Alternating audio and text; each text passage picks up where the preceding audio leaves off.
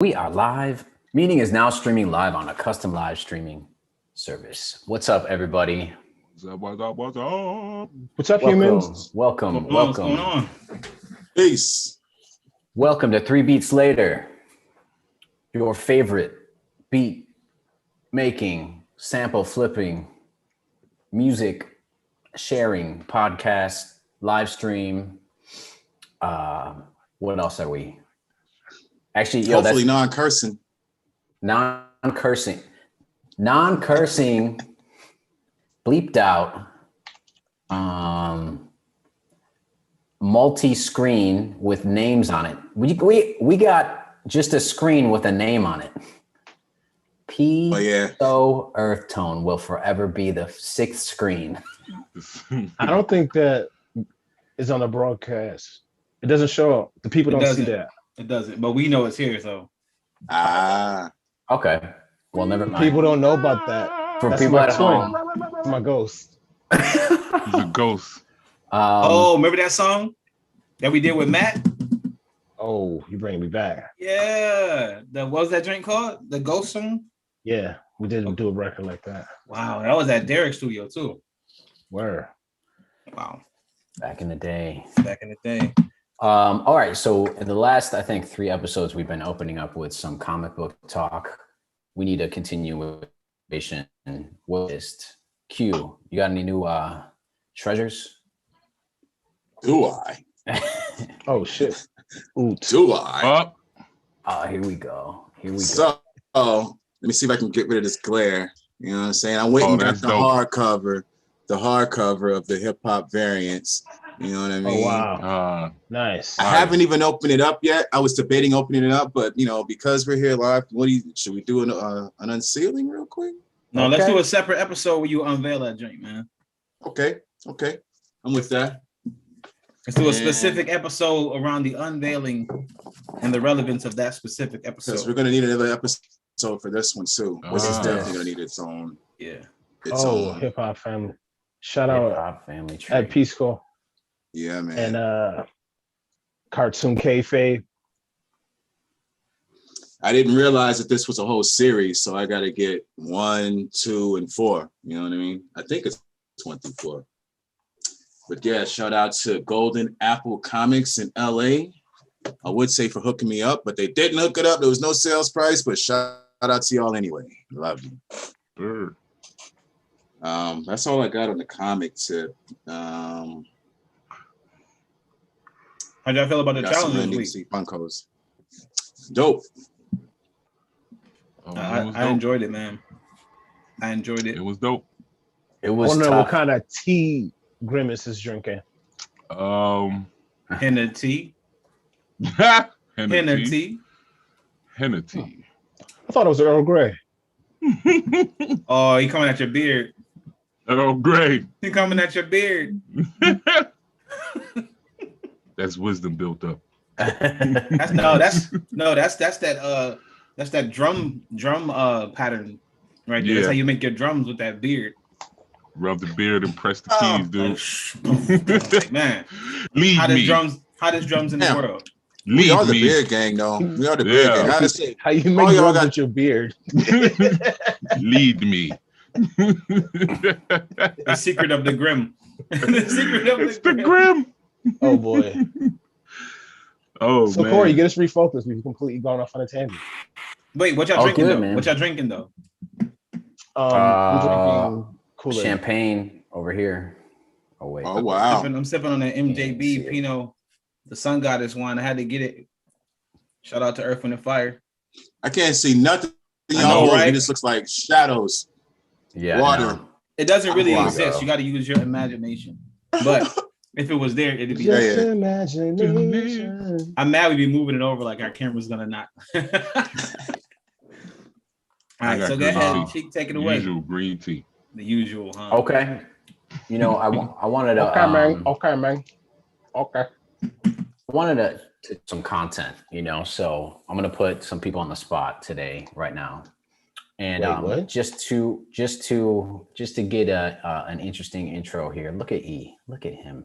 Every time I talk, he's looking at me like I'm about to do something. You always talk about me. Mischievous. You always put me on the spot. Because I talk, and he's like, here it comes.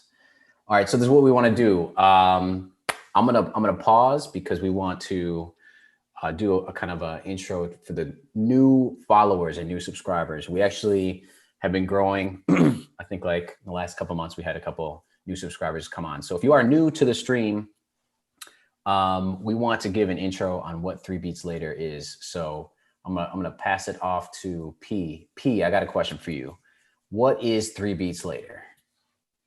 3 Beats Later is a beat making podcast where we delve into not only the concept of making music, but we go over techniques, we go over different principles, we go over different styles of beat making and music production in general, as it relates to the fan, as it relates to the artist, and as it relates to the producer. So really, to cut it short, it's just some cool guys making beats, but that's the short version, I would say. All right. Very cool guys. And very cool guys. And since Q is kind of been rocking with us for a little bit now, Q, what is 3 Beats Later? Man, 3 Beats Later is, like somebody said about one of my tracks, the future of music. That's what 3 Beats Later is. 3 Beats Later is a concept that I stumbled across. Let me show you what, so from Coach Q's eyes. So these guys, man, these freaking guys over here, they got me over here trying not to curse. So you pardon me, Ma, I love you. Your son is an amazing producer. You're right. We sleep on our talent. These guys got fired every week. These guys will take a sample, an idea, some sort of concept, make a beat within the week, showcase it, explain how how they come up with their magic, what they come up with it. First thing that happens is you get 4 or 5 different looks of a song idea or a concept from 4 different producers that are all dope. They all need their own deals and everything. Some of them already got some of their deals and everything.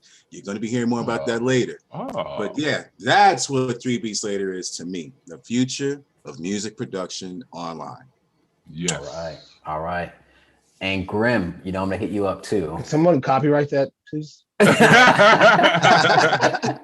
Jennifer, please write that down. Thank you. All right. Grim, what is 3 Beats Later?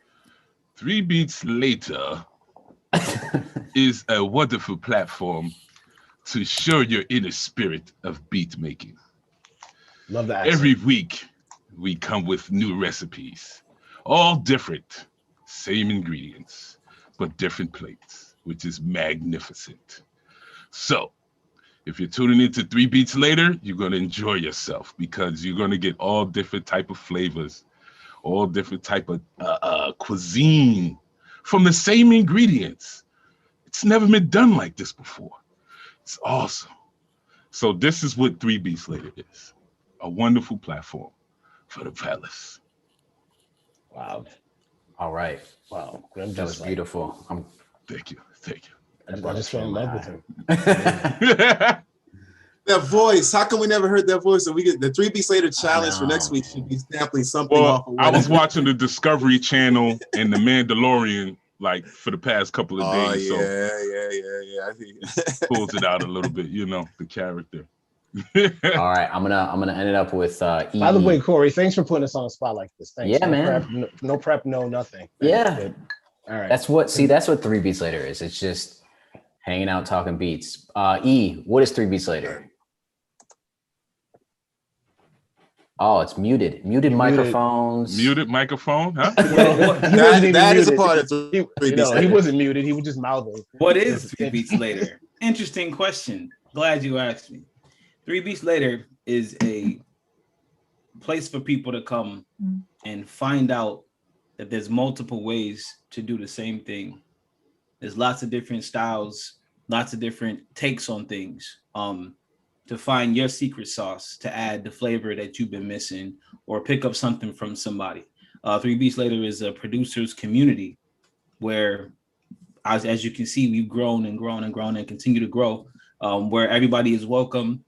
We've had guests on, and it's really just about what can you do with the ingredients that are given, and we don't want people to sound the same.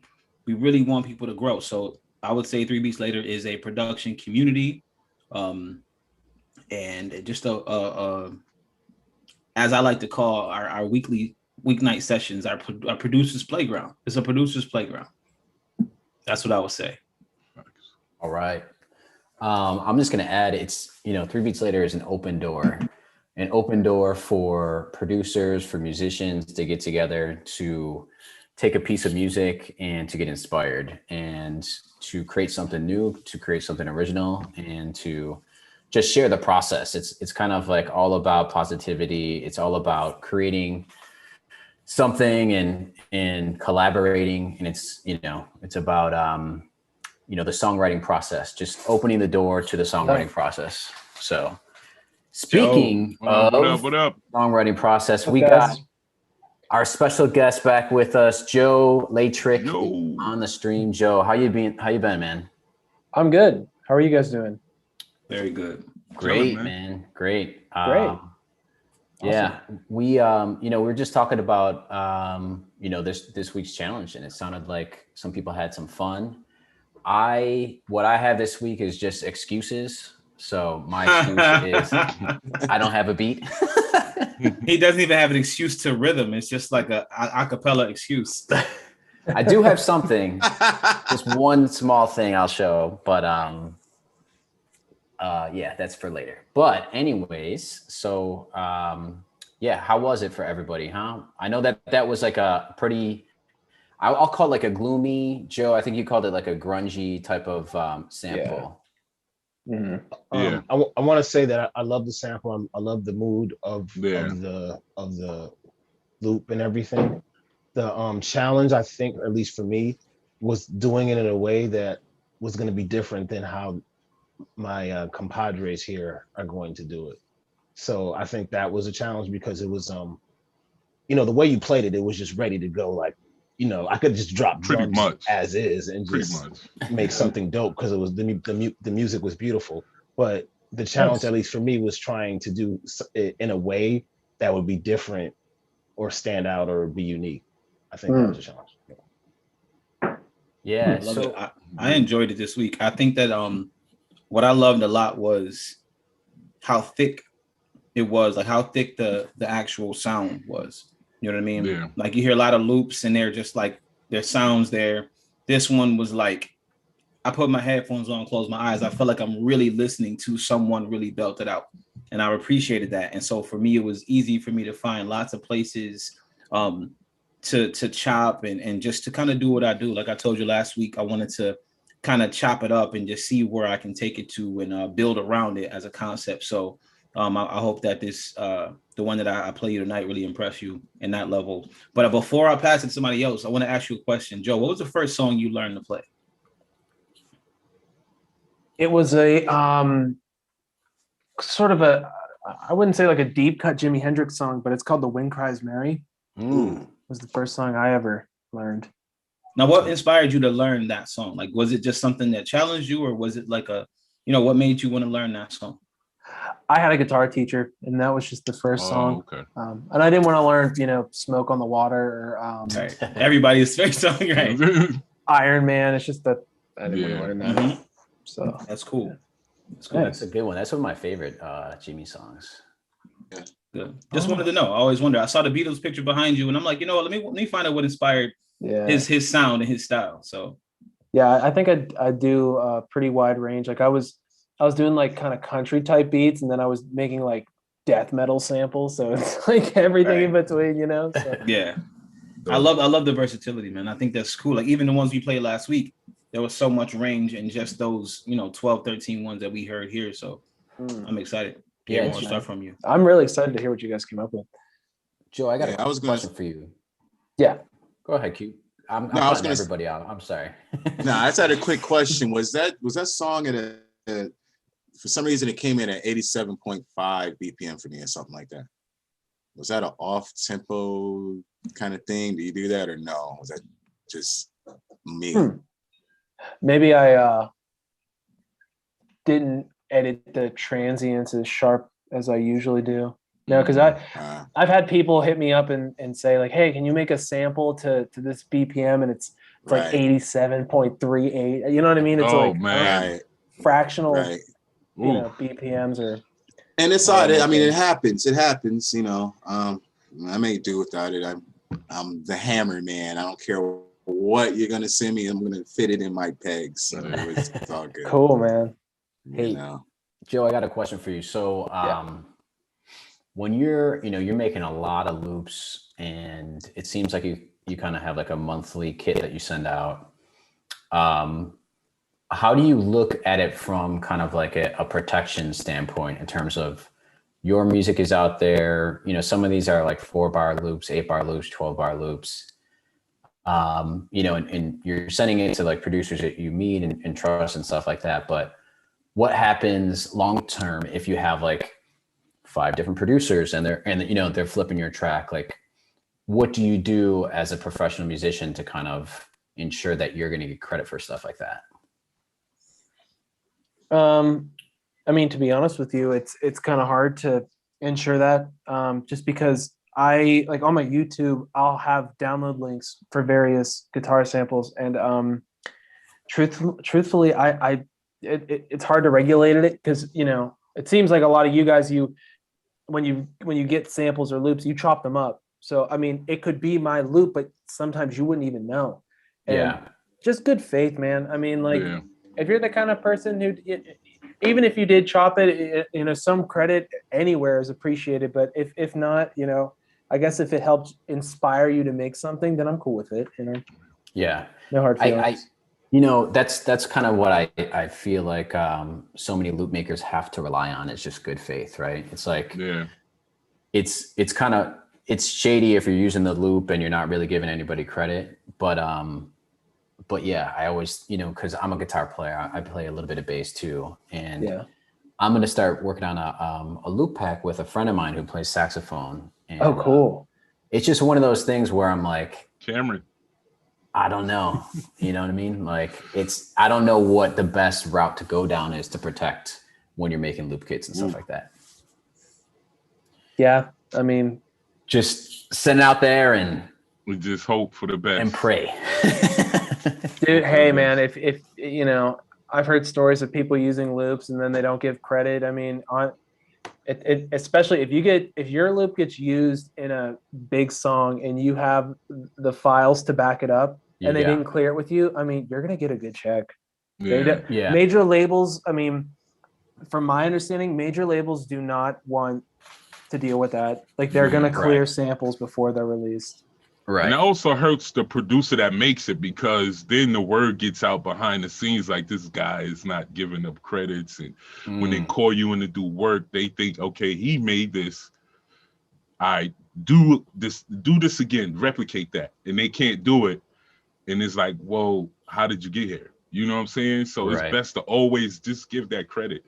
And credit's due, pass that energy over, You would think it was that easy. You really would. It should be. It should be. It should be. Yeah. Quick question, Joe. What is your favorite guitar to use for making loops? My red one. I'm gonna go get it real quick. Hang on. You can start something. Jam session later. Yo, if he's starting to bring out guitars, don't do it. Don't do it. It's gonna be a guitar off over here in like about. Do it. Yeah. Hey, what are you saying? Don't do it. Do it. I wish I had some bongos or something. It's this one. Okay. Electric. It's a Fender. I mean, it's nothing special. It was only like I got it used about $300, but I mean, I use this for everything. And then I've got a couple acoustics over there that I use. So nothing really fancy, man. I don't know. What's the name of that guitar? It's kind of a rare Fender model. It's called a Showmaster. No, what did you name it though? Oh, I don't do that. That's okay. That's just Corey. That's just cheeky. That name's his guitar. Come on, Joe. Why? What's your guitar's name, Corey? He has one guitar named. No. He doesn't know what he's talking about. I know. I'm making it up. No, but honestly, they do have names, but I won't go into that. But Joe, he has one guitar. It's a ukulele called Baby Yoda. That's pretty clever, actually. Yo, bro, I've been watching. I've been The force binge is watching The Mandalorian, dude. Oh man. Yes. All right. So are we doing the wheel this week?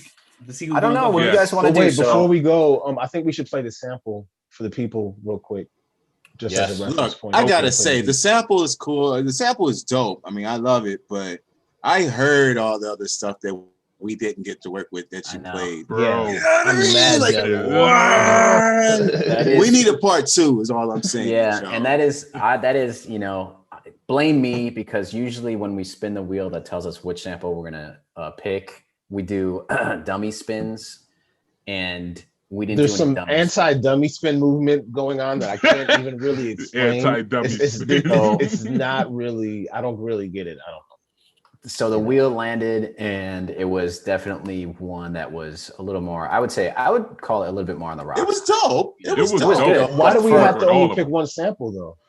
Why can't we just like Listen, it's Monday. It's too late for the complaining. Pete. Yeah. Like what are you doing? I'm ready to go.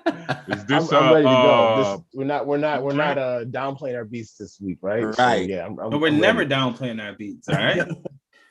never? I hear confident musicians on today's Yeah. podcast. Okay, I could spin the wheel. Yeah, spin if the you're wheel. cool Go with ahead, it. spin the Okay. wheel. Dummy spin. Let's get it back. Thank you, Grim. Okay, Joe, this is gonna tell us who's gonna go first. Might help you. E might help you. It's okay. I don't. I'm gonna put my name on there because I actually have something funny to share, and I just want to let you guys know that we actually have some sponsors for the show. I do. But wait, Corey, you gotta play Here the we sample, go. too. Here we go. Xfinity. Xfinity. Xfinity. More More choice. choice. I forgot about Xfinity, dude. Yeesh. Well, now you know. Now Listen. you know. Brand awareness. $29.99 a month for 12 months. That is because I moved and I had to get my computer set up. Fast They speed. got all those Oh, target right. ads. So now it's feeding you. All right, one dummy spin, and then the next thing is who's going. So Grimace, you lucked out. Yo, right here. Corey, wait. Are you gonna play What? the sample before we play? Yeah, We'll play it. We'll play it. Yeah, Okay, I'll play it. all right. Here we go. Nice. You'll play it since you're going first, P. Oh, look, see, the wheel never lies. All right. Hey, Wheel never listen. lies. All right, here we go. Here's the sample. Wait, can you guys hear that? Barely. No. Oh, I didn't hear. Oh, Apple, man. you gotta share the screen, maybe. Yeah, Gotta share the audio on the screen. Oh, I should do it Apple automatically. with Yeah, I got to go back in the back end. You got to hit the sound. You got to say, let's go through the thing. And I can't play it. So whoever is going to play, E, do you have the ability to play the sample? Yes, I do. All right. Sure. I will stop sharing, and you got the mic. So this is our first Hey, E, I'm beat. muting up. Everybody mute your mics while E. All right, let me Takes pull up control. the sample first real quick. You students can talk among yourselves while I get the lesson ready. We can't. We're muted.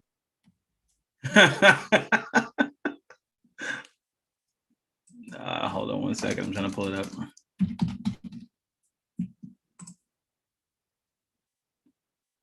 Okay, got it. All right, so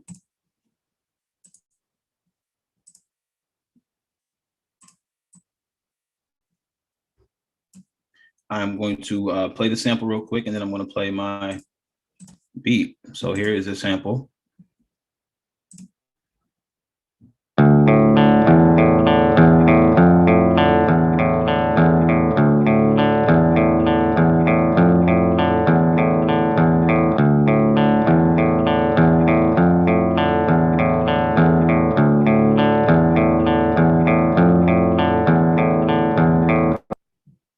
All right, so that's the sample. All right, so give me just a second. I'm going to play you guys my beat for the week. All right, let me know if you can hear this.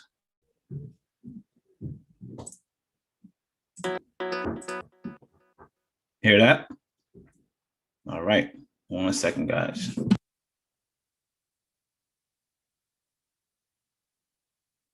This is part of the trick. He disappears, and then he reappears. playing the beat. I'm scared of this layout. This is the wardrobe change before he actually plays his beat. He turns his camera off. Hey, Go turn it. This beat looks visually scary. It shouldn't be visually scary. He has to light the candle. I like the candle. Set the mood.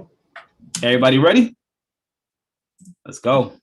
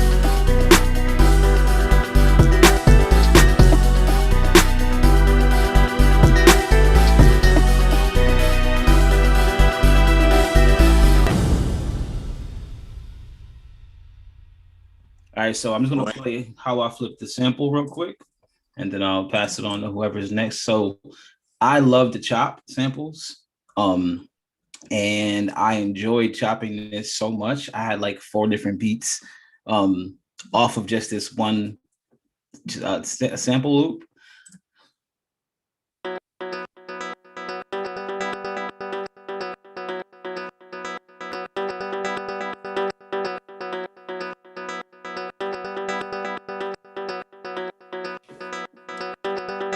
So that's what I got. It sounds completely different from the sample because it's transposed up 14. So same loop.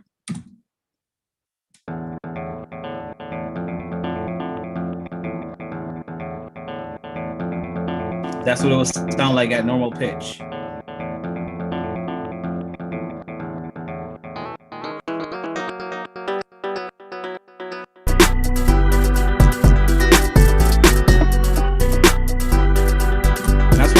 Theatrical with it this week. Grimace showed out last week and channeled his inner Timberland. So I wanted to make sure I brought all my inner beings as well. So I'll open it up to the guys.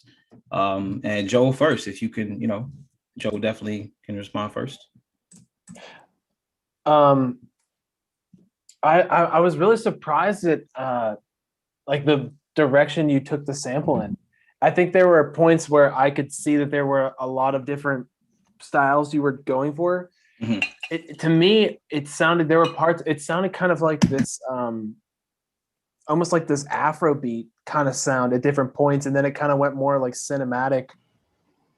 I thought you did a great job at interpreting the sample. It was totally different than I expected, which is glad.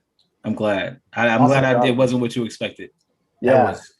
That was you totally flipped that. I mean, like I didn't know that came from that same sample though. And it sounds dope too, like not even transposed though. Right. And that's what surprised me because normally when we go up so high, it sounds off, and so I just added a slight echo to it to give it some bounce in there, so it didn't sound so choppy. And it was incredible. What's that organ that you got there too? Because that just sounds. You want me to reveal secrets? You gotta reveal it. All right, so you gotta reveal it. This I'm gonna drop this jewel for anybody who makes beats. This is the cheapest organ sound you're ever gonna find. So if you download Contact Player, it comes with the free sounds, and this thing called hybrid keys, this thing called rotating stack, is that keyboard, and that's what you hear in that sound. So yeah. Wow. It sounds really good. I'm a sucker for just any of that, wow, like right at the end of a phrase. Oh, I thought I was sharing that. I'm sorry. I was showing that. My bad. Right here. So church chords. If you go to play series selection and then instruments, hybrid keys on a Contact Player, not the paid version, but the free one, and then rotating stack. And it sounds just like a church organ. So, and all the Contact Player sounds are very, very robust. Yeah. So if you look, it's crazy because on one side it says beastly organ, and the component of it is God's organ. So you really can't go wrong with that, with this sound right here. God's organ. So God's organ. Awesome. Anyone else have any comments or anything you want to add? I see you over here trying to be like Big Grimace. I was like, is he gonna? I ain't gonna say trying to be like you being like yourself, but I heard Grimace. You heard some. I had to. Yeah. Last week, Grim brought some stuff with him, so I had to bring some stuff. I love the chop. Like that was my favorite thing about that beat. Amongst the composition as well. Yeah, that's on his fire, bro. Now let us do the heavy lifting. Yes, exactly. Let us do the heavy lifting. There will be no. Wait, was that SPCA? Did that say SPCA? I don't know, but look at Hackmar Express over here. They got Hackmar. What is that? Yo, you need that. I don't know. Man. Is that pasta? That pasta? No one. What's burgu? I don't. That look like pasta. What is burgu? Now I'm gonna check it out. It's organic burgu. Listen, honestly, I hope that store is like super dope because we just endorsed them. All right, here we go. No dummy spin. This is the next beat will be played by... Oh, you didn't throw me on the wheel again? Thank you. Yep. Q's coming through. Oh. Hey, Q! What's happening? Good luck, bro. Gentlemen, mute your engines. All right.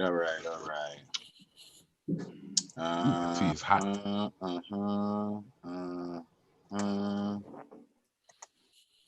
All right, let me see what we got here, fellas.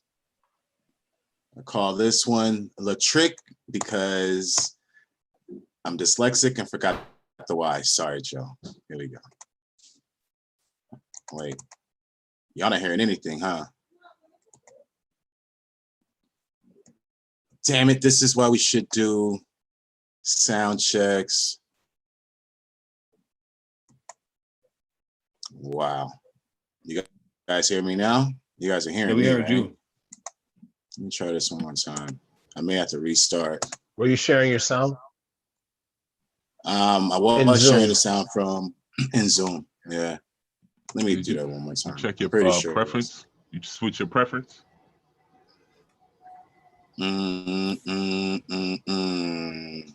That I don't know. So Q, I know this trick. This is the trick you got when you come into class with no work, but you have stuff written on the page.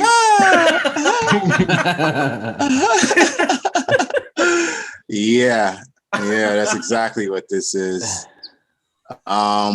Switch your audio preference on the output to Zoom. You mean in Zoom? Yeah. All right. Well, yeah. You know what? Dang. Has this ever happened? In the wheel. Of course not. Well, you might have to first time for everything. And even though you sure that your share sound button is on in Zoom? Yeah.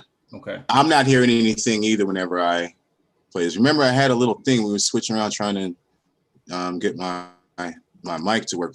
behind the scenes before the show. Let me just reboot. Let me see if that helps it. If not, You want to respin the wheel? Yep, I'll do that. All right, Q. We'll see you. All right. Make sure you come back to class, Q. Yes. Q about to run the halls for a minute. Right. I'm out. All right. Oh, I left him on. Oh, Q. You Oh God. Right. Okay. The wheel Hold guys on, let me is on see. your back, bro. No, I'm saying, let me see if it works. No, I'm messing with you. We'll let Grim go. Here we go. Yeah, so you can finally turn his computer off.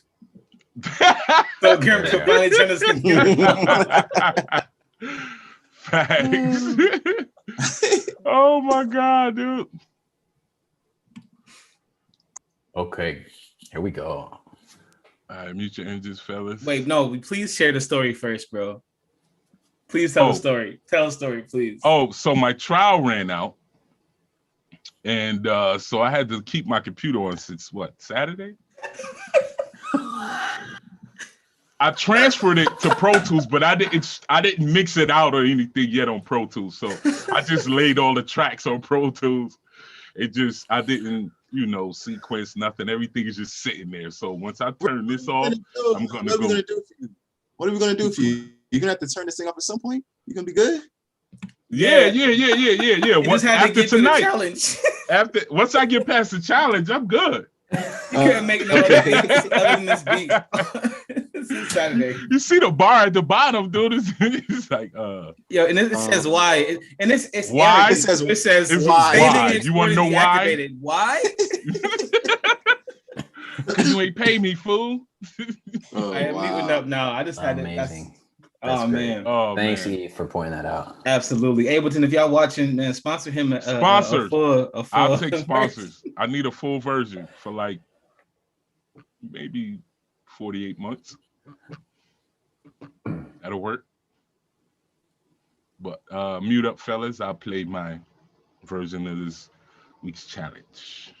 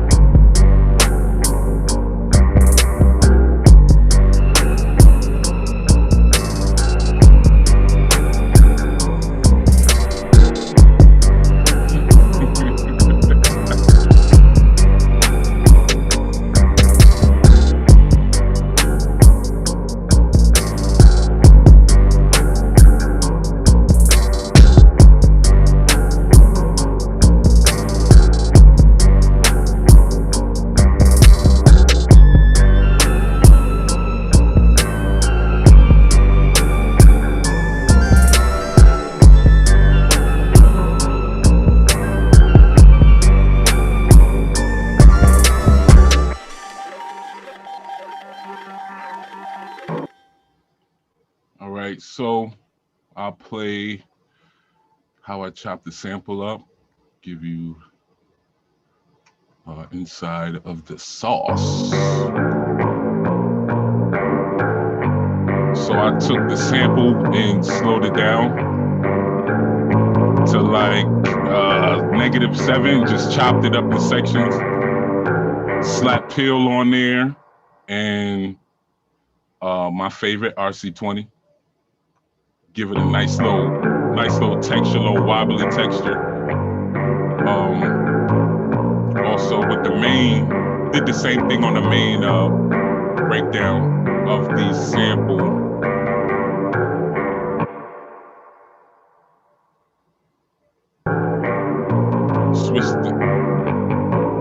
Switched it up a little bit. This is the intro part. And that's it. I added like 3 basses, just to give it like a weird bass trance. I want to say like a bounce around, almost like a pan effect on the bass, but 3 different bass sounds where you really can't tell. So it opens up the beat a little bit. But I wanted to keep it simple and smooth, man, because the loop is retarded. So I wanted to keep it nice and smooth, like we ride it. Also, you know, the guitar gave me like a grungy Western movie type of feel. So I wanted to add, you know, the sundown, what they call it, the sundown gunfight flute.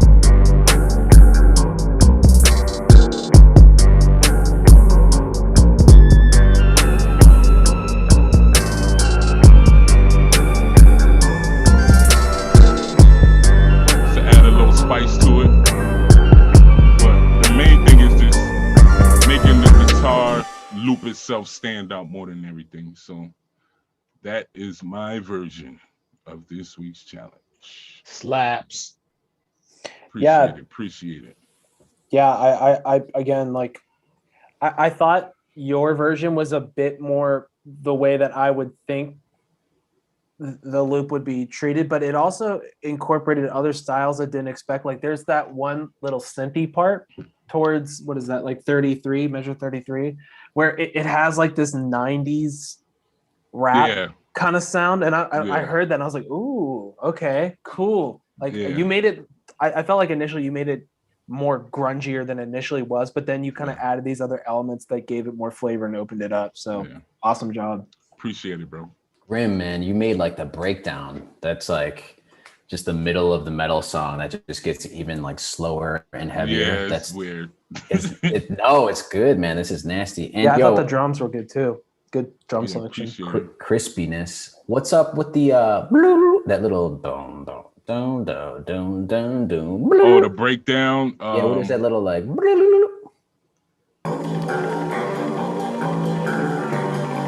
That's just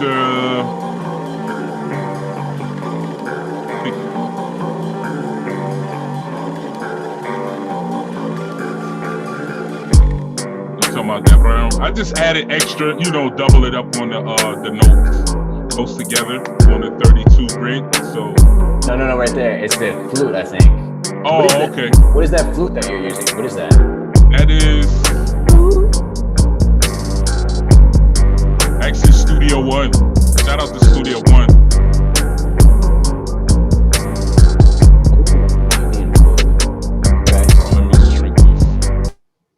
My fault, fellas.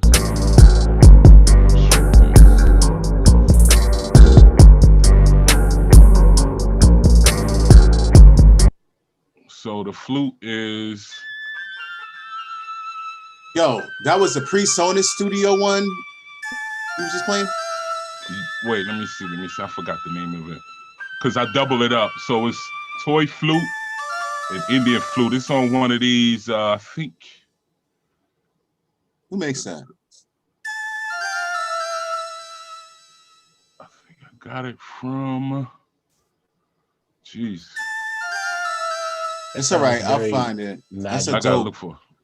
That's a. But I layered it. If you ever figured it out from Studio One, I layered it 2 flutes, toy flute, and the Indian flute behind it, and turned down the toy flute a little bit, so the Indian flute like the swing of the Indian flute stands out a little bit more. Yeah. Damn. Wow, this is nice, Grim. And Fire. And Joe, what do you feel like when you're making a loop and and they take it into a completely different direction? Is that like completely welcome to you, or do you prefer when people just, you know what I mean, like take your main idea and add the drums to it? Honestly, a little bit of both. I sometimes I prefer just the kind of the straightforward sound. I go for it, but I also like to see how people's own idea of beat creation, song creation kind of filters into the way that I do things. And I think hearing those blends is really cool to kind of see, like when somebody plays with their music or their beat, you kind of hear like where they come from musically. And then when you put them together, it's just, you never know what you're going to find or hear. So it's both are really cool, I think. The guitar grunge is dope. Like, I don't know if you guys ever saw that movie with Bruce Willis, Last Man Standing. It's an older movie, like early 2000s. But the grunge guitar is like all over the soundtrack and all over the movie score, and I love that grunge sound. So my mind was like on that, and it's kind of like a gangster western movie. So it's that's what brought me back to that, to do that type of style. Yeah, this was real dope. I love this. I'm gonna pretend like I didn't hear it already. Wow. This is wow. This caught me off guard again. No, for real. This was really dope, and I love your use of like staying in the lane of what you said. Like, I didn't even picture that, and then you said the westerns, like it made me really think like, oh shoot, I could really see this being like modern day shootout, like 10 paces and draw kind of thing. Like the posse part too. Yeah, like and I mean you can even try them on virtually, Yeah. Try on stylish frames starting at $695, including lenses. So real quick, we have another guest coming in really quick. I'm actually, I didn't make a beat. I made a bass line. I'm not even gonna play that. So Q. Hey, yeah, I'm ready. At least I'm ready to try it again. All right, let's see if you could get there. 1 second. Let me hit stop. And then after me, we'll go P. I mean, after Q goes P. So. Share computer sound. Nah, I can turn my computer off. You can rest now, baby. You can rest. How long was it going? 2 days? Since like Saturday, dude. Really. Yo, Grim, what's your computer's name? You got a name? Nah, you know what? Let me think about that. You gotta name it after the day, shoot. Yeah. Yes. Patience is her name. Patience is her name. That's good. Oh my God. All right, well, let's see. I'm over here talking smack. Mute up, fellas. This might be a short little thing. I might not have to mute. You're right. Right. Can y'all hear this?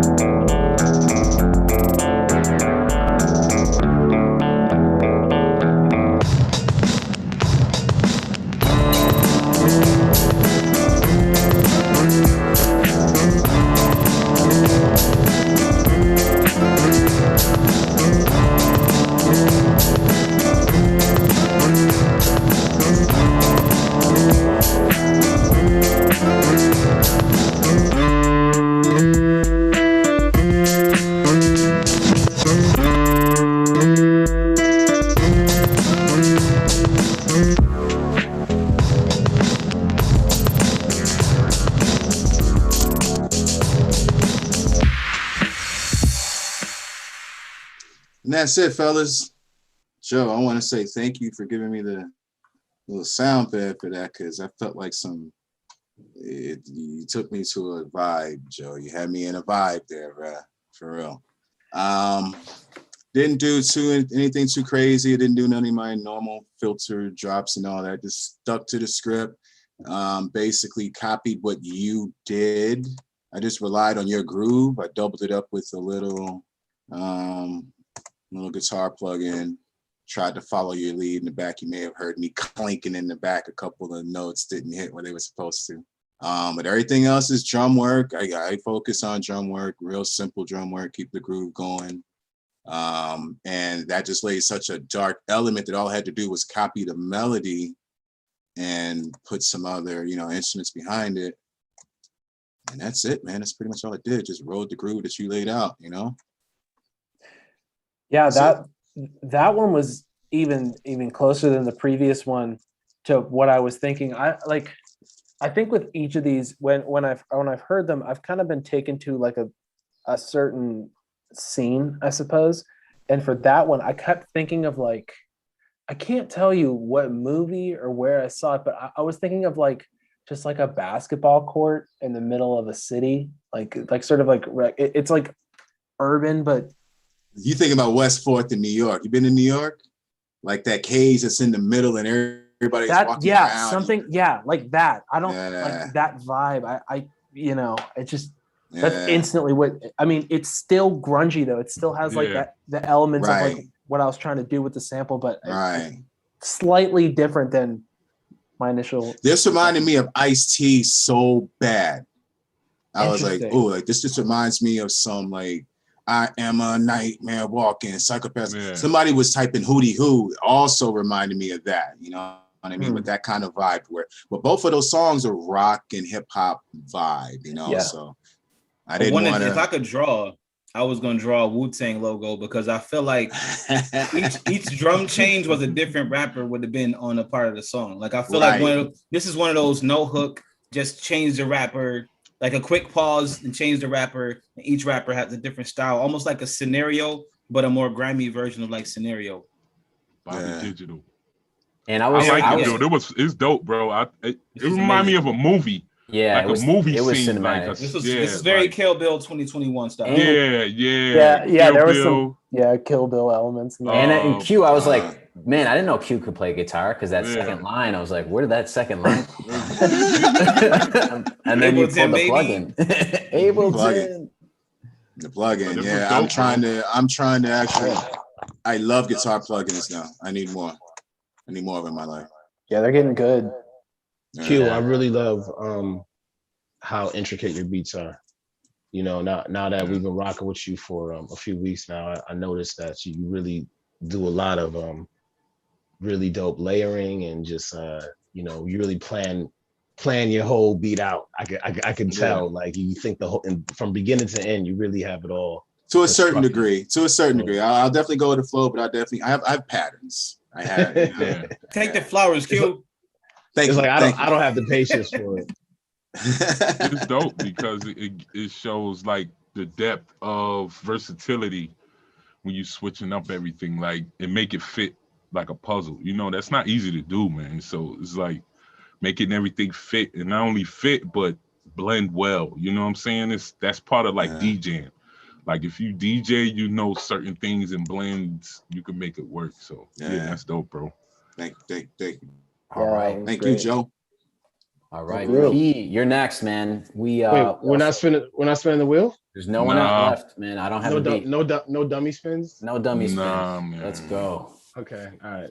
And we have another guest coming up very shortly. No dummy spin. He the last one. He want a dummy spin. Get out of here.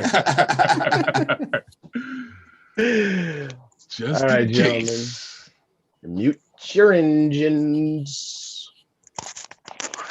Trying to do it in the old man voice.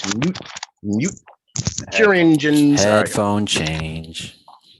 Headphone change.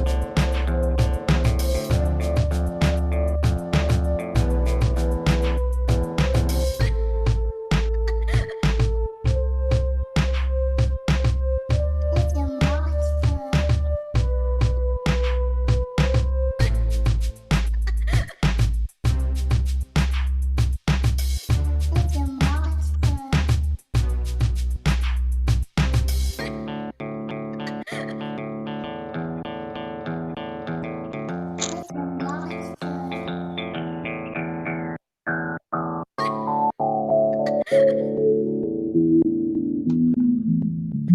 a monster.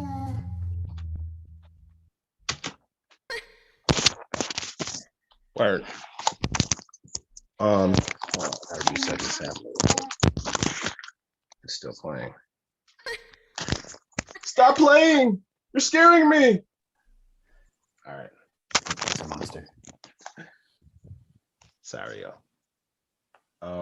Okay, so like I said, I was trying to sample it in a way that felt different or unique. And it was challenging for me because I wanted to just loop it up and just play it straight, but I knew that wasn't gonna, be weird enough. So I scrapped my first couple of tries. So I'll just play the sample as I chopped it up straight up. Let me see. There we go. That's the scary voice again. That's the wrong channel. Here we go.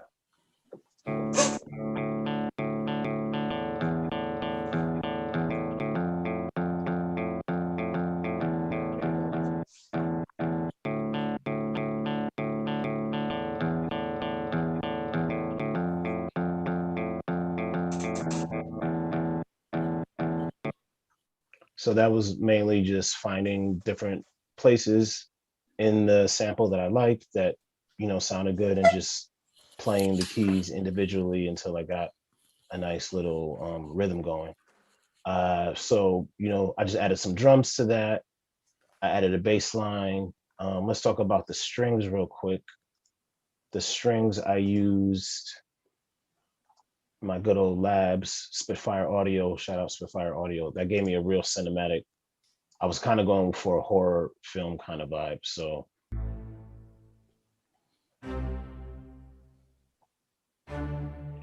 I just followed a very, straightforward string progression. I also wanted to rearrange the chords differently than the way they were originally played. So the way I rearranged the chords with the guitar samples, the way I followed it with the strings. And I sampled my, little kid's voice. I've been doing that like the last 3 weeks now. It seemed more fitting in this beat because I wanted it to be a horror film kind of type of vibe. So this little kid talking about a monster, just loop that in there. And the drums will be the last thing I'll really quickly talk about. Just using my techniques, making sure I, track every single drum out, and also making sure that I apply different effects to each different drum.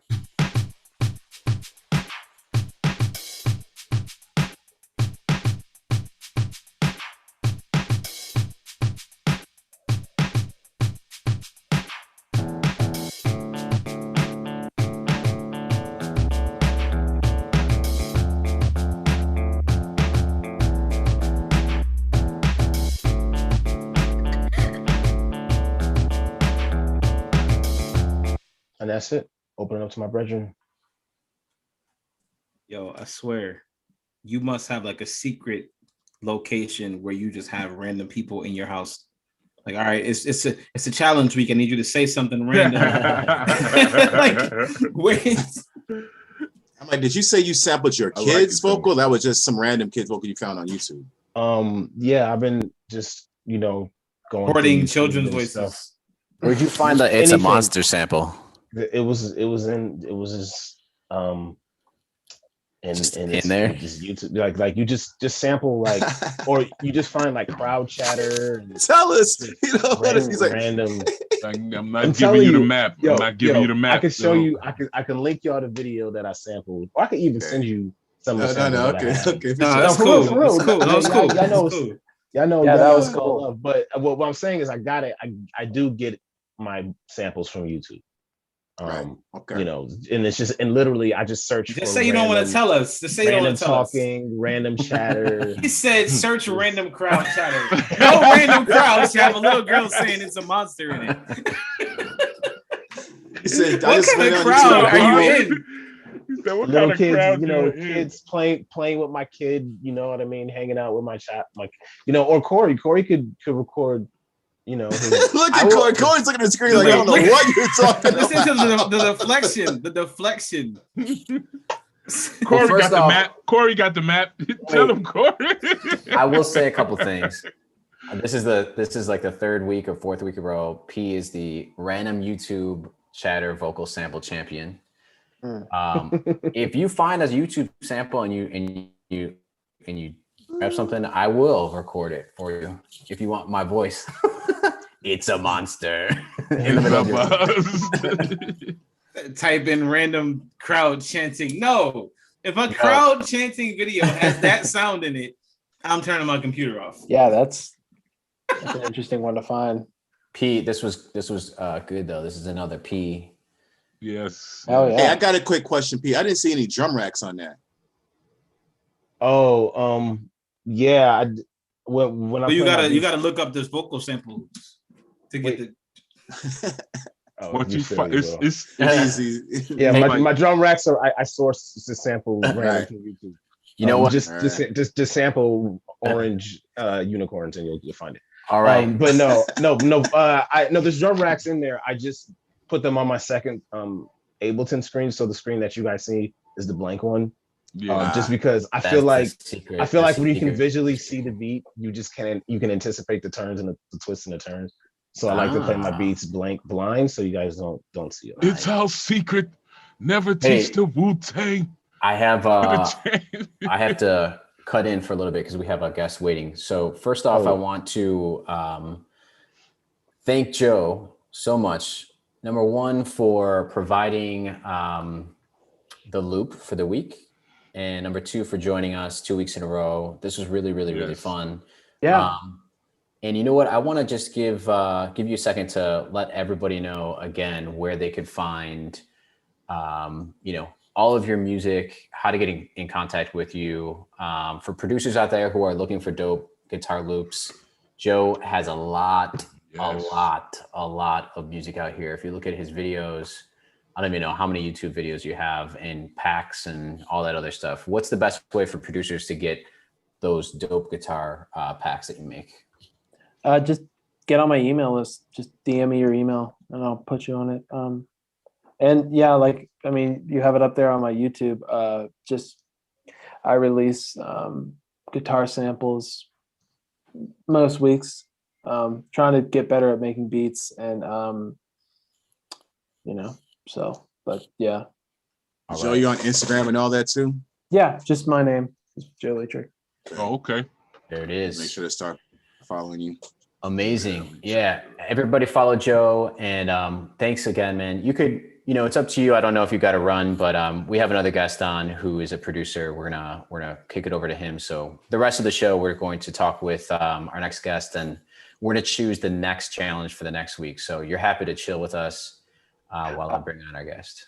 Yeah, I'm gonna get going. It's getting a little late. I gotta work tomorrow. But thank you guys again. Really appreciate it. Hey, you guys, I was really blown away by everyone's different styles, and I hope to tune again and see what you guys keep coming up with. Really great stuff. Sure. Joe, Thanks, thanks. Joe. Appreciate it. Thanks a Appreciate lot. it. Well, thanks, guys. Have a Have a good good one. night. Okay, and we have our next guest, very special guest, producer, composer, all around amazing person, Fingaz. Marcus is joining us on 3 Beats Later, and Marcus is currently about to hop on. So Marcus, are you there? Can you hear us? Yeah, I'm here. Can you hear me? Yeah. What's up, man? How you doing? What's up? What's What's up? up, What's man? I'm doing good. What's going on, everyone? What's How you up? doing? We're all good here. We're all good. Hey, Marcus, I just want to let you know how we found out about you. We, I think it was probably 3 or 4 weeks ago, we all participated in the Ken Lewis beat sample challenge. Yeah, and we did it for. That's where I know you from. Yeah. And We're in trouble, fellas. This guy's no joke. And I think, I don't know. I think I kind of stumbled across like some some of your social stuff and started engaging and started looking at all your beats, which are completely insane, by the way. Yes. And I thought like, hey man, we got to get the Fingaz on the stream just to say what's up. And then I started seeing you everywhere. So it seems like you're everywhere. And then the funniest thing is I was listening to an interview that you did recently, and you're in the DMV. Let's go. Ah. There we go. And I can't hear you right now. Are you? No, I'm gonna keep. Okay. Okay, cool. So so man, so we wanted to definitely bring you on because I noticed that you do a lot of remix challenges and beat contests and stuff like that. And the whole idea of 3 Beats Later is basically to pick a new challenge every single week, something that we completely do at random. We actually have a wheel that we'd spin, and then we put like a bunch of different challenges on it. And then we have a week to create the track. So this is actually episode 42. And we had a loop maker on, Joe Leytrick. He just left us. So what we were thinking is that we would invite you on and then have you kind of join in on the next challenge with us. And we get a chance to learn more about your background. 3 Beats Later is also all about, producing on different DAWs and sharing, A, the love of music, and then also B, tips and tricks and how to get better as a producer overall. So that's how we came across learning about you. But what I want to do is just kind of open it up and learn a little bit about you straight from you. So how long have you been producing, man? I mean, your stuff is like really, really, really, really tight. Yeah, man. First of all, thank you all for having me on the show, man. Definitely appreciate the opportunity. For me, just been producing for as long as I can remember. My mom had me take piano lessons at a young age, and then studied music in school, played in band in high school, and went to college. For those that are in the DMV, at James Madison University in Harrisonburg, Virginia, as a music major. And then went to Omega Studios in Rockville, Maryland, to study Pro Tools, to get a certification there. Got that, and landed a job from their job placement program, and then also went to Full Sail for master's in entertainment business. So just always been into music and creating music. I've been in all that time I've been playing in church also, so playing piano and organ at a church in Woodbridge, Virginia. So as a pianist and organist, just coming up with melodies and producing music, it's always been sort of in me to do it. I'm up late at night, early morning, making music, working on beats and stuff. So wow, man, that's a crazy background and resume, and a church cat too. I didn't really know that. And even when you're talking, your wrist is making noises too. Did you hear that? Bam! I'm making samples as I talk. Right. That's the challenge this week. Sample that sound. So this is great. We, again, thank you for coming on. Our backgrounds are all over the place. We kind of, some of us are from the same area in Buffalo, New York. And then we have, Q from the West Coast. So we're representing East and West over here. But we're really excited to have you on. We were noticing also that you have a course. You made a course strictly about actually entering remix contests. How did that come about? And can you tell me, A, how many contests have you entered yourself? And then what made you think about, creating a course? Yeah, the exact number of contests, I know last year in the summertime, I was probably doing one a day for at least 2 or 3 months, at least 5 to 7 a week. So the exact number is probably in the hundreds. Before that, before the pandemic, I might have done one every week or two, one contest. Then the pandemic hit, and I had a lot more free time because church went virtual, so I didn't have to do choir rehearsals and church, every weekend. I had more free time to work on other things, so the contest was part of that. And during that time, I just always, I posted a video on YouTube about remix contests or music contests in general. And can I ask how many did you win?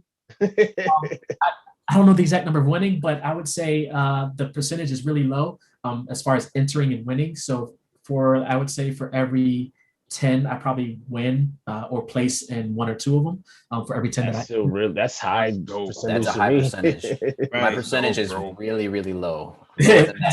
Let's hope he just won one since we about to challenge him this week. Let's hope. The thing is, as I go in the course, is how you can increase your chances of winning, because a lot of it is a lot of psychological stuff. The host of the contest, you got to be seen. So it's really a lot of mental things, and of course, the music has to be there, great. But and if there are these companies that host regular contests, if you keep entering them, they keep seeing your name over and over. It's the thing that, and if of course the quality of the music has to be there first, but then the frequency, specifically for those ones that do. And there, yeah, thank you for sharing the website. It's originally $97, doing a launch sort of discount, $67. And actually, specifically, if you go to defingaz.com/3 beats later, that is a custom website I set up for everyone that tunes into this here, and they can sign up for the newsletter. Look at that. Wow. Wow. So set that up just for everyone. Wow. Super That's what's dope. up. That's what's up. That's what's up. Thanks for the love. I was gonna say, didn't you weren't you on the Ken Lewis thing last? What was it, Monday or last? So he goes live every Wednesday. So part of Wednesday. that story, yeah, every 2 Wednesdays he goes live.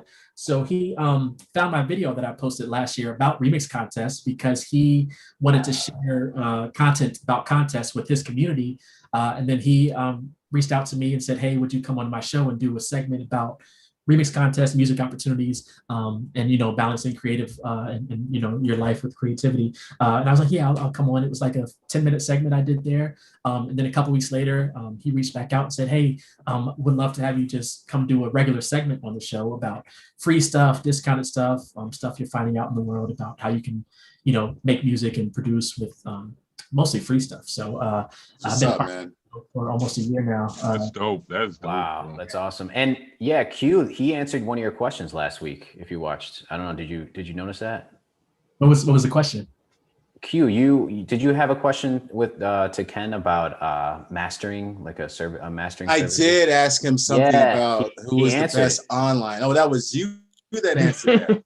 No, that was Ken. Ken answered it. No, I'm saying that was Ken. Yeah. He did directly speak on that. Yeah. So I thought you meant in the chats or something too. No. Yeah, that was cool. Last episode, he did a sneak peek of his new plugin, which looks incredible. Yeah. So I know him and his team are working on some big things. So it's just great to be a part of that community also. That's all came from me just sharing a video that when he saw it probably had 20, 30 views on it. But he was like, and when I talked to him, he was like, "Well, I'm one of those views." So a lot of times the numbers don't really matter as long as the right people are watching. Exactly. So exactly. Fingaz, I got a couple questions for you. Yeah. Be that you make so much music, you're basically talking about late nights, early mornings, you're at the church, it seems like music is your life, and that's amazing, and yeah, that's really admirable that you are just in it in your zone, I guess is what I'm saying, so fervently. My question is, do you work with artists, like in terms of rappers, singers, whatever, and for songs, or do you just really stick more to the remix, beat game more? So both. Okay. What I found part of this whole remix thing is if you remix a song for an artist in a contest and you post it, you have that content forever. So I can keep reposting it and tagging them in it, and then you can sort of let that be a intro to, hey, I didn't win this contest, but if you're working on some other songs that you want me to remix or you want me to produce, so you can use that as sort of an icebreaker for artists that you want to work with. Also, for me, I work with singers, rappers, songwriters. I don't know if you all are familiar with Voicey. I post stuff on Voicey all the time. It's an iOS app where you can just post music up and people will add their songs or write to it or do whatever. But yeah, I do it all because you got to sort of have your hand in many buckets, and one thing opens the door for another thing. So like I said, through the remix contest, it can open the door to working with artists. For me, posting a video on remix contest and opened the door to Ken Lewis's community. So a lot of them can intertwine. And sometimes I don't see how they're going to intertwine until it happens. It's like, oh, so by me doing this, it led to this other thing. It might be a year, 2 years from now, but it's like, okay, you start seeing how some seeds you planted years ago are starting to like bear fruit. Wow. So Yeah. So that connects to my second question. Seeing that, you know, you do work with artists and you're talking about how you're kind of mixing the, you know, working with artists and connecting to, you know, going to beat contests and doing remixes and doing things like this podcast and everything like that. We kind of see how the beat game is kind of changing. It's becoming kind of like a more interactive experience. And like, you know, I think we're kind of bringing the concept of music production closer to fans and just to people in general, so they can experience it more closely. Where do you kind of see, you know, the production game and beat game kind of going as technology and everything evolves? Yeah, I think because of the pandemic, it opened the door for a lot of fans to see sort of the production process. I was able to get Timberland to listen to one of my beats on his Twitch page because he started. Sweet. You know, Illmind's Twitch page is going crazy. Superstar O, Kenny Beats, all these guys who were making beats and maybe they were going on YouTube every once in a while, but now, you know, everyone's been stuck at home for a year. So these guys have started their own like production channels. I just started going live on Instagram like 2 weeks ago for the first time, making beats and like was getting feedback from people. And it's just a crazy thing. So now we can invite the fans in while we're making something because we're making the beats anyway. So why not record it? Put it on YouTube, or why not go live and talk to fans and tell them what you're doing, why you add sounds to make it more interactive and engaging.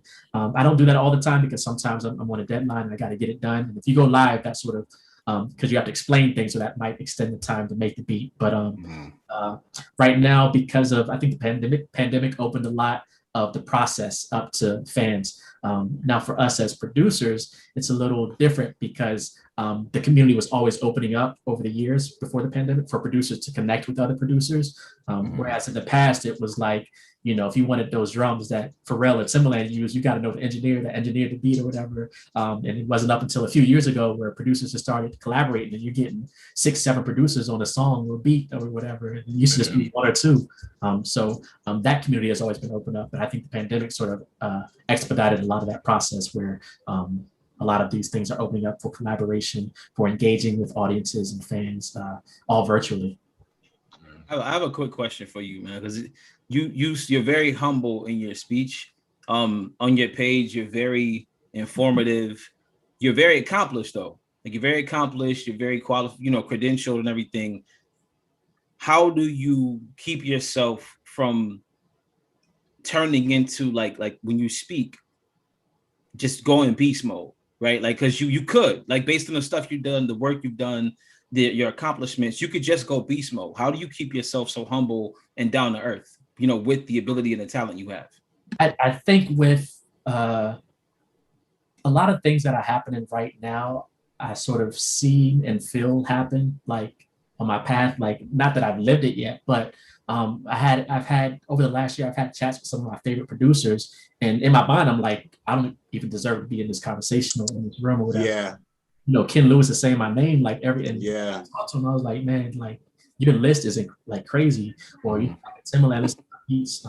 I had the opportunity to speak with S1 a couple weeks ago, and I'm like, what is happening right now? Because in my mind, but like I'm talking to them just because they're normal people, and a lot of the producers I follow, they're really humble. When you talk to these guys, when you see their interviews, and I've been listening to interviews all the time. Zaytoven, another one of my favorite producers, was playing in church every Sunday and still making beats, you know, for Gucci Mane or whatever. So it's like they put that mentality and that foundation. So I follow a lot of those guys to the point now where I'm feeling blessed and honored enough to have those conversations and be able to make those connections with those guys. A lot of it has been through stuff that I'm posting on social media and tagging them and things like that. That's cool, man. I really respect. I respect the person that can get to a level that other people want to get to, but also treat it as if they're right there with you. You know what I mean? I think that I learn more from people who are personable, even though they've reached a certain level, you know? And then I think that really makes you more digestible as a content creator and a producer, because you're not, you know, sitting on a throne, even though you could be if you wanted to. you're more so like, let's get in the mix, let's commune together versus let me be your guide or your guru kind of thing. So I appreciate that. Sir. Yeah, and I got a couple random questions for you. One is, what about how long should somebody wait before entering into a remix competition? Is entering sooner better than later? Yes, for me, only because, well, multiple reasons. I will share a story of a contest I entered 10 years ago. It was a Beyonce remix for End of Time. And I entered it the day before the deadline or the day of the deadline. And someone from, I don't know if it was her team or from the record label or whoever, it was a SoundCloud and Beyonce Sony remix. Someone that was hosting the contest reached out and said, if you had entered earlier, because your remix is great, you probably would have had a better chance of winning or placing, whatever the case is. So that sort of instilled in me that I need to enter, specifically these contests that I really want to enter. I need to enter them as soon as possible. To me, it doesn't make any, I mean, I'm kind of joking here, but like if I were a judge and I had to listen to 1,000 tracks, like, maybe that first 24 hours would be a little bit more, I'd have more attention versus, the later it got. There are a few more reasons why entering early is sort of advantageous for you, sort of increasing and also for me, because I enter so many contests, that I got to enter it, forget about it. And a lot of times I forget that they announced a winner. Like I need to go back and be like, oh, did they announce a winner yet? Some of these contests, they don't announce a winner for 5-6 months because they get, 1,000. So many. Yes, remix contest a few months ago. I entered it, but they probably won't have a winner until September because it's we all did the What Do You Say remix competition, the Common. And then I was thinking, I'm like, wait, didn't they? And I looked on the website and they said that they would announce it on Friday. But here we are on Monday, right? No winner yet. I forgot. I entered that one too. I forgot about it. But the great thing about that is you have that content, so you can always repost it and tag Common. And I forgot there was a singer on there or another rapper. I forgot who it was. Yeah. That's a good one. Note this up for everybody today. We should all go on Instagram and repost our content. Absolutely. Yeah, if you follow me on Instagram, I'm Fingaz, Dafingaz. I'm always reposting content, so I'm usually posting something every day. But the stories, because I have so much content already posted on like the main feed, I just repost a lot of posts to the main feed, and I can just scroll back to some random date and just post. Or you can do the Instagram, 1 year ago today or whatever. If you're always posting, you start building up that catalog. You can just nice.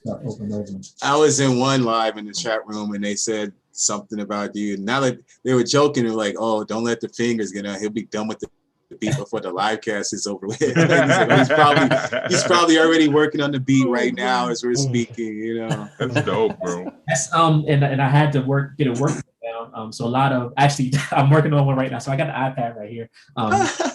Beats on the iPad. I also use Logic. But I'm working on a remix that the deadline is. Logic. Wait, somebody got excited. Logic Gang. Gang. Yo, you know what? Marcus also uses Beatmaker 3. Shout out Beatmaker 3. App, right? I'm just bringing that up because no one else on here is a Logic. Nobody knows about it. And it was asked, I think I went live and someone asked a while ago, like, does anyone ever ask you, like, what did you make this on? Did you make this on the iPad? And I'm like, nobody. If I send a beat to an artist or a singer or a writer, they don't ask what it's made on. It's just, how does it sound? How does it sound? Yeah, the quality of it. It does it inspire them to write. So the remix contest I'm working on right now, the deadline is at 3 a.m. So 12 p.m. Oh, wow. So this one I actually found, I have a sort of a list, and I go in, and of course I have a list of contests that I want to enter. This one I had on my list. I just kept pushing it back because I was doing other things, and I was like, okay, let me just sit down and do it. And I came up with a dope idea earlier today, and I'm going to finish that and submit that. So yeah. I was gonna say, a lot of these. Can you show it? Can you share the love, bro? We need to see this list, right? It's under lock and key, right there. Right. Are a lot of these remix contests? Either remix, sample, or like create your own like original beat. Most of them are remix contests. Are you doing the Adventure Time one? Did you see that one, the Pioneer DJ Adventure Time remix one? I don't think so. Which what is See, we got some stuff too. And you gotta send it to him. Gotta send it to him. Send it to me. Yeah. I might have seen it. There's some, I don't enter every contest, but there's some depending on like what it is. If you gotta pay to enter, Right. I don't do Yeah. that. You gotta buy sounds to enter. I don't do that unless it's sounds that I would buy otherwise. Yeah. So a lot of those I don't do. Some of them I do, like if you subscribe to Splice or Trackman, those contests. But yes, I have a list that I go over in the course, and then I also share how I organize spreadsheet. It's really like technical. I have like spreadsheets, break down the contests, my deadline. Oh, okay, that's dope, man. Well, what are some of the prizes for some of these contests, or most of these contests, really? So let's see if we can get a little ghetto here. Here we go. This was a prize. This was a prize. This wasn't a prize, but someone in the audio community gifted this to me for Christmas last year. So being part of all these communities, but a lot of the gear that I have in my studio is a prize. I'm waiting on a prize that I was supposed to get as part of the contest 2 years ago. That boy good. So he said 2 years ago. Boy good. 2 years ago. Did you say 2 years ago for real? Wow. It was Christmas, about a year and a half. Christmas. Okay, so for one, that's a wild flex that you could be like, yeah. So all of my gear, and my I didn't buy any of this stuff. Everything is Studio B. I'm just really good. So that's really that's dope. That's really dope. That's dope, bro. I guess what I was asking is like, is it mostly gear that is given away as prizes for most of these contests? So no, sometimes it's software. So okay. In some contests, a lot of people don't know this, depending on, if you enter them, some of them offer prizes for everyone that enters. So like you enter a contest, right. We're going to give you this copy of this Spitfire audio library or whatever. And a lot of times it's not advertised. Sometimes it's not until after the content. Content where I've lost, but then the host comes online after and they're like, we really appreciate everyone taking time and effort to enter this contest. As a bonus to everyone who entered, you're going to get this library or this sound or this pack or whatever.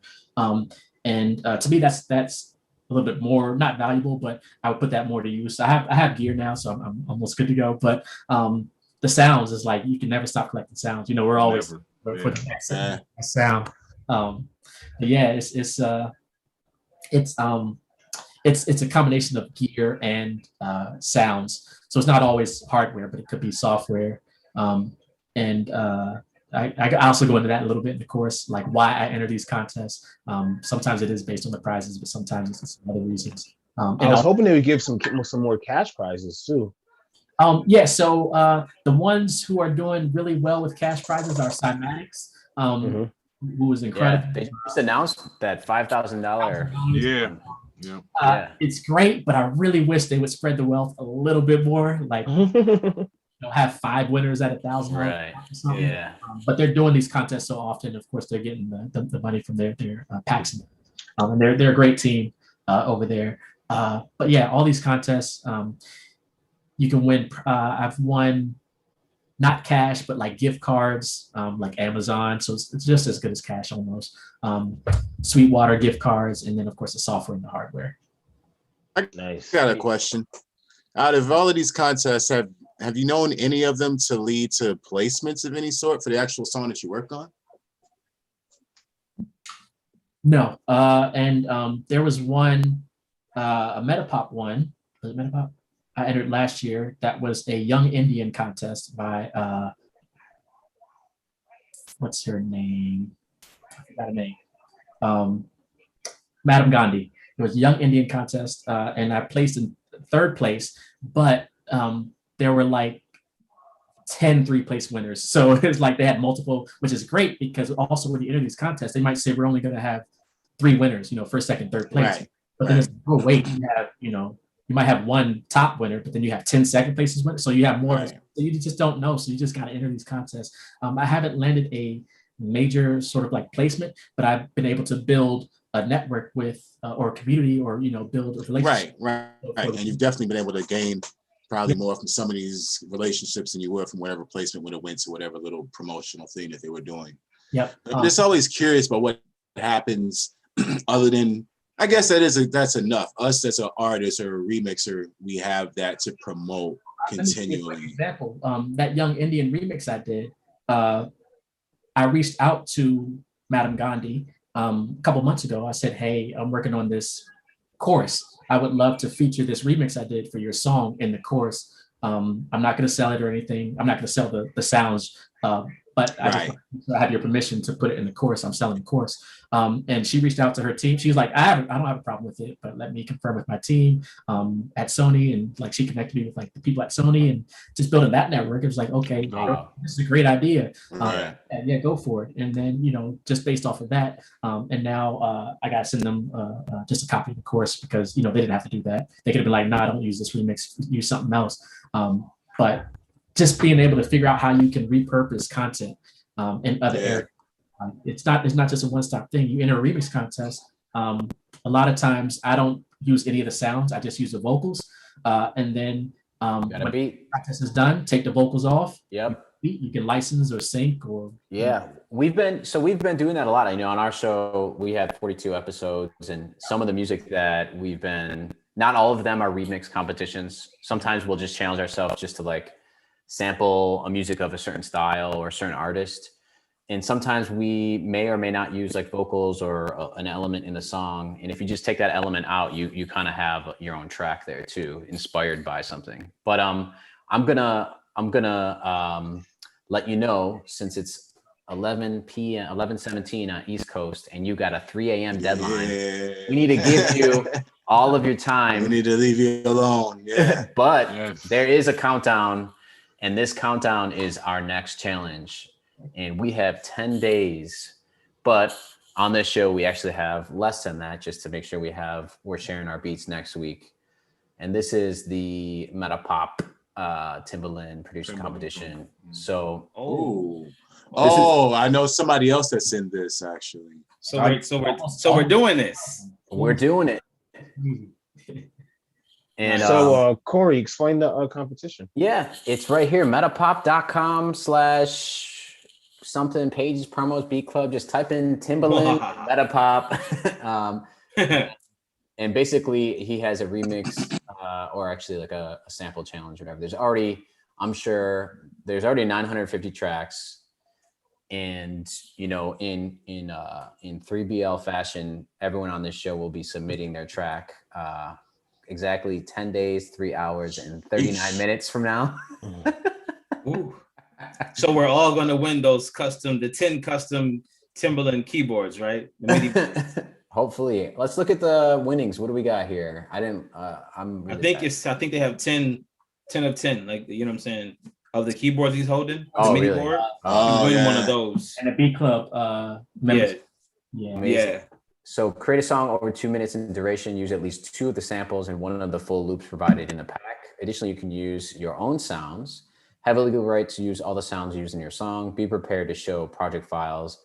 1 entry per person. If you have more than 1 submission, only your first entry will be valid. You can upload improved versions by pressing the gear icon next to your tracks. And we did the Metapop Cremona remix a while back, which was like all the violin tracks and the violin kit that I think it was Native Instruments was giving out or whatever. All right, so that's our challenge. We need to download this pack.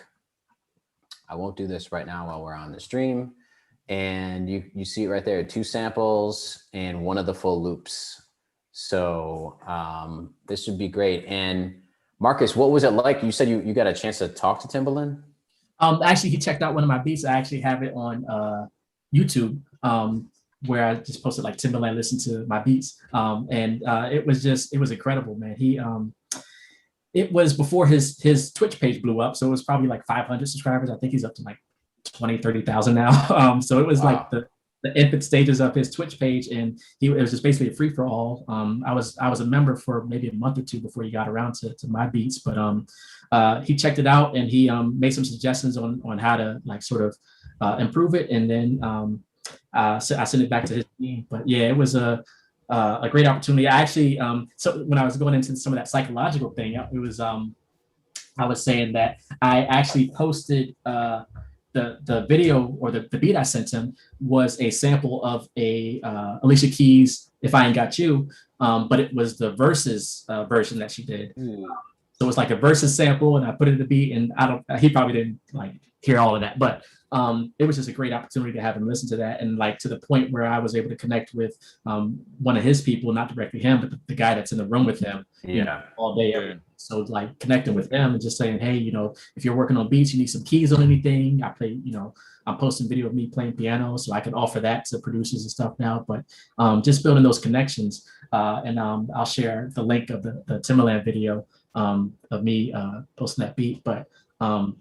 Because in Virginia, I'm in Virginia, so like Timberland, Pharrell, Neptunes, Knots, Bink, Missy, even Chris Brown, Trey Songz, Mario, all these like DMV, DC, Maryland, and then you have like the Go-Go and funk and all these influences.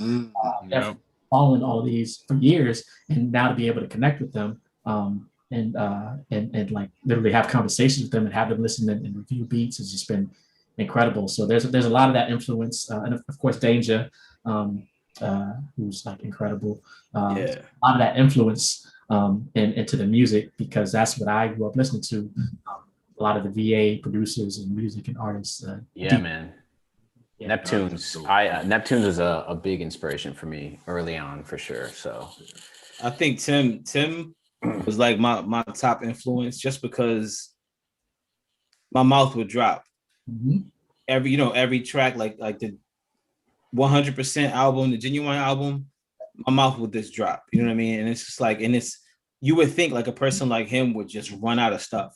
And every time something else comes out, it's more, like it's even hotter. Like, how are you getting hotter every single time? Like, man, like this is crazy. And you producing whole albums for people, and the next one is hotter. The next one is hotter. I'm just like, dude, come on. Dude is a machine, bro. Yeah. Gotta pay attention to the patterns. This is the third Timberland contest I've seen in about, I'd say 6 to 9 months. So it's like, okay, they're ramping. Of course, he's got the beat club thing. He has the verses. The production has always been on point. But the beat club, they're really ramping that up. So there was a contest. I see where you're going with that. There was a contest last year I entered that was sponsored by, I think it was like the U.S. Army and a SoundCloud contest, and also Timberland was like a guest judge. And I placed in the top 10. I actually had 2 beats placed in the top 10. But I didn't get that top spot, but still got that top 10 and connected with like SoundCloud team, which was great. And then he did another contest a couple months after that that I actually missed the deadline on. And I forgot what company that was with, but start paying attention, because it's like, okay, every few months they're doing a contest. It's like, okay, if you start seeing the same person or same company doing a contest, you got to start getting in early. And then that way they start seeing your name more often. And you start building that network. It's just, like I said, it's that whole psychological thing. To build that, build your reputation with them. Then of course you can post your stuff online and share it all, with the world. But just have multiple ways of sharing that stuff. This one is definitely going to be. Oh snap! Can we post our Ken Lewis song remixes online? I don't see why not. I think he said they're completely royalty free, those samples. So yeah, Q, get your track out there. Get your track out, Q.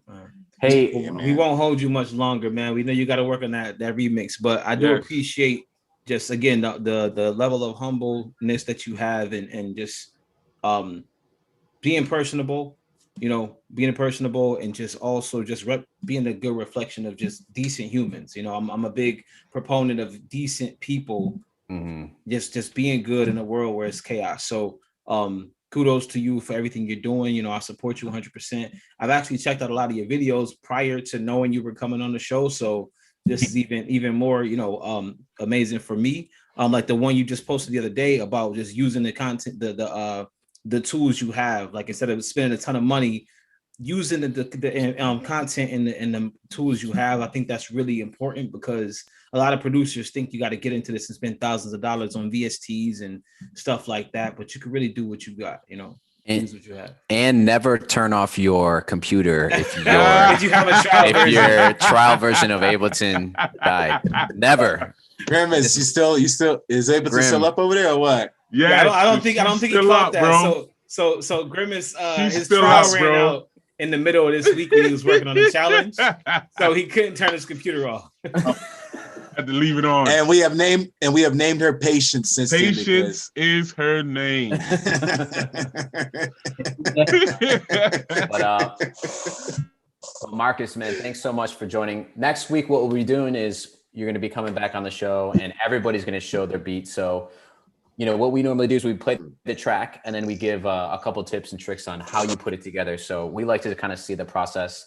And trust me, when you get a chance to present your Timberland beat, I'm going to be taking notes. So this will be really fun. Yeah, really fun. So wait, so what's the challenge for next week? It's the Timberland Metapop one. Again, metapop.com. Just type in. They have all their different challenges listed there. Look up. I'm like, but I just got my new keyboard. I don't. Hey man, only 10 of them are made. All right, so.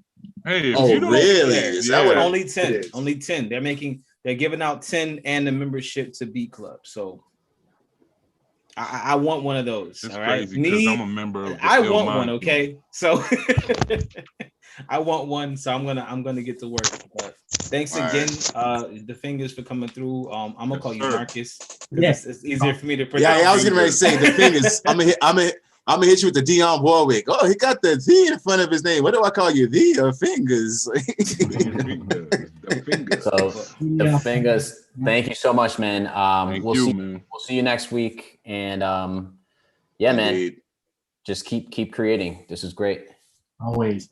Thank you for the opportunity. I'll see you all next week. All right. See you next week. Brother. All right. Peace.